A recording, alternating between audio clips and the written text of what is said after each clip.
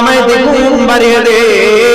বলে দ্বিগুণ কেমন হয়? বলে একটা আমল বান্দা করবে 10টা নেকি সে পাইবে। সুবহানাল্লাহ। আল্লাহ তাআলা ডাক দিয়ে বলে বান্দা আমি আল্লাহ শুধু তোমার আমলনামা বাড়াই না, আল্লাহ ডাক দিয়ে বলে ওয়া ইন তাকু হাসানাতাই ওয়া ইউতি মিন লাদুনহু আজরান আযীমা। আল্লাহ ডাক দিয়ে বলে ইন্নাল্লাহা লা ইয়াযলিমু মিসকালা যাররা ওয়া ইন তাকু হাসানাতাই ওয়া ইউতি মিন লাদুনহু আজরান আযীমা।